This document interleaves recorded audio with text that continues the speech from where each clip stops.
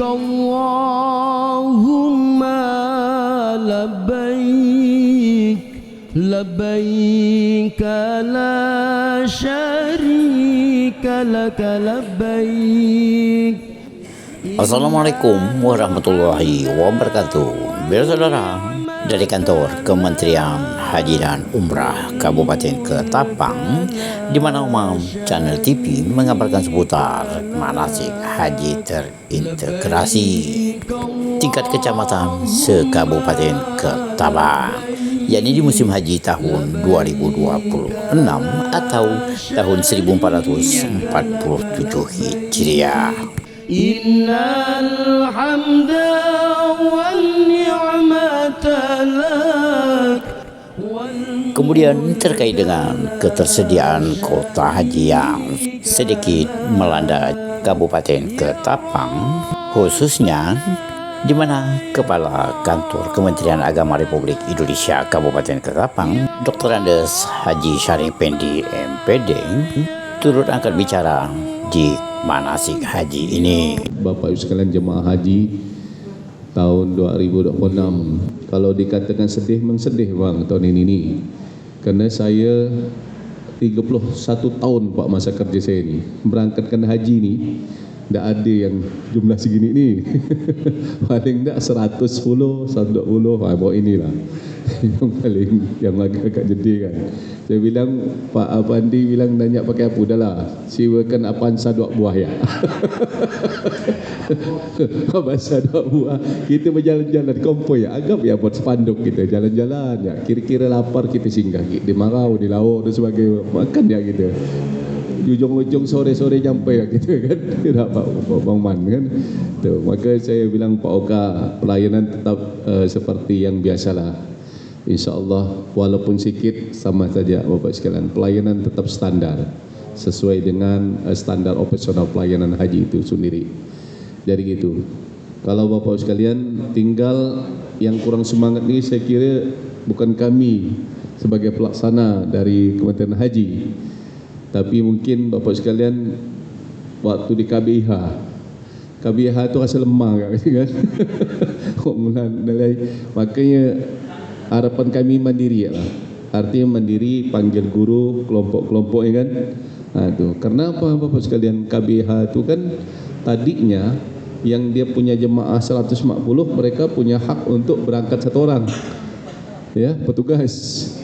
Kalau jemaahnya misal 140 orang, dia ada berhak berangkat 1 orang. Tinggal dia milih siapa sebagai pembimbingnya kan. Itu. Ini berapa? 12. Seperberapa pun tak ada kan. Itu. Makanya terjadi di Kota Pontianak itu ada agak cekcok sedikit. Padahal Kota Pontianak itu kan 1.500 jemaah Pontianak. Kalau dibagi 140 dapat berapa orang ya Pak? Tapi karena ada 1 orang yang tak kecewa, akhirnya marah dia. Maka terjadilah agak ribut. Itu yang Pontianak. Di Pontianak tu hampir 200 sekian orang mundurkan diri. Padahal kalau kita dulu, kota kita dulu bisa kita rebut. Sekarang tak bisa. Itu Bang Man, tak bisa Bang Man. Kalau dulu ada kabupaten dulu ada yang mundur, kita dapat rebut Pak. Dari kita sini dapat nusuk, dapat merebut kota yang mereka yang itu. Sekarang enggak. Kalaulah misal 200 itu diambil kota nasional. Jadi siapa lagi yang udah daftar? Tahun ini yang diberangkatkan itu pendaftaran tahun 2014 atau 12? 2014 bulan Januari, Februari, bulan Januari. Tahun depan berarti mudah-mudahan lah bisa naik 2015. Mudah-mudahan naik, tapi bulan berapa? Kan kita tidak tahu kan. Maka mudah-mudahan lah kota kita naik gitu kan. Kasian kayak Kapuas Hulu, berangkat 1 orang, dia bingung enggak, ujungnya mundur ya lah saya gitu dia. 1 orang Pak, Kapuas Hulu dapat 1 orang, mundur 0 tahun ini. Jadi tahun ini tidak ada berangkat Kapuas Hulu. Kita pun tidak bisa buat apa-apa. Jadi kalau orang jemaah kemarin yang kita arahkan membuat paspor dan sebagainya, mau marah dan sebagainya, kami tidak ada mungut uangnya, kami hanya memfasilitasinya. Itu pun paspornya berlaku 10 tahun. Insya Allah dia bisa berangkat lah dalam jangka 10 tahun itu. Kan paspor itu dibuat 10 tahun. Artinya kan mereka bisa lah. Saya yakin bisa lah sampai paspornya selesai ya.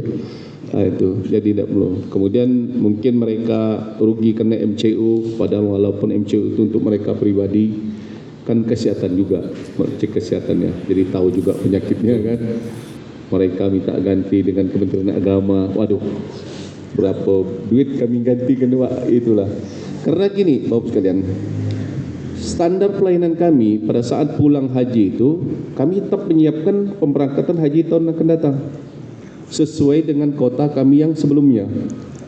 Kalau kota kami yang sebelumnya adalah 240-an, artinya kami sudah siapkan juga 240-an untuk calon berangkat yang akan datang.